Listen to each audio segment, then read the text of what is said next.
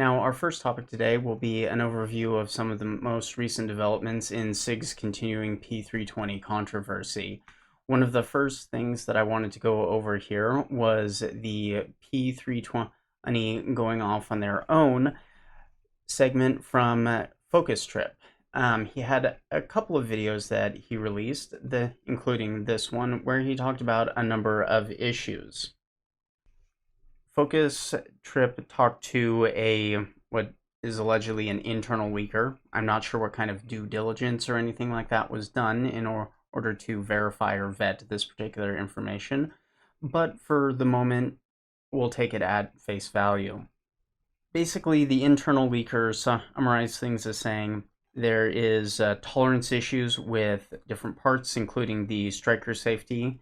The striker safety apparently was originally designed to be a stamped part. However, this was moved to be a metal injection molding part. The leaker also notes that there are increased numbers of quality control checks that are going on to attempt to address these issues. But there are also differences between the 40 and the 9mm either takedown lever or magazine safety lever.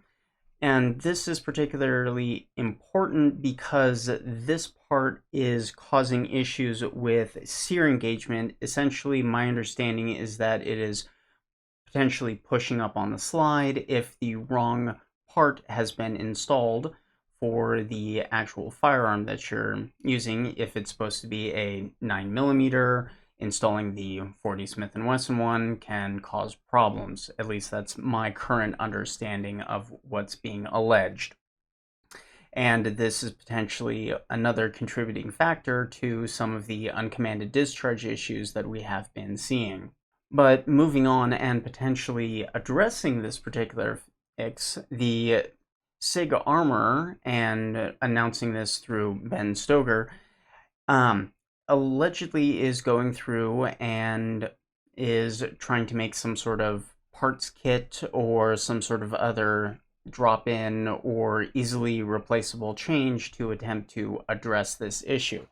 Now, originally there was supposed to be an announcement on Monday of this week. However, going on to the SIG Armor's Instagram here, we see that due to a increased amount of information, quoting, "A metric ton of new data has flooded our inbox in the last week, and we must take it all into account."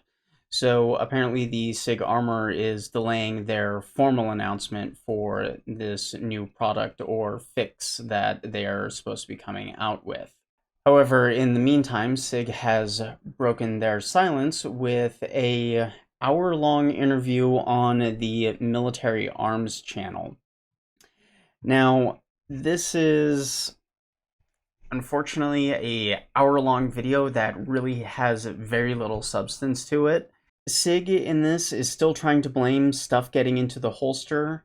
And what's crazy is this video also has a tacit admission that they've been making these silent changes that they have not been formally announcing to the general public in the P320. Another issue that has been coming up is Mac's particular stance in this whole thing, and a lot of people expected Mac to be a much stronger consumer advocate than he ultimately ended up being in this video.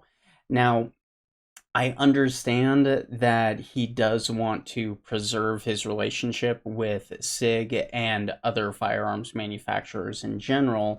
However, I do think that there was plenty of room for Mac to be more aggressive in his questioning and his rhetoric with the SIG representative shown here in this video.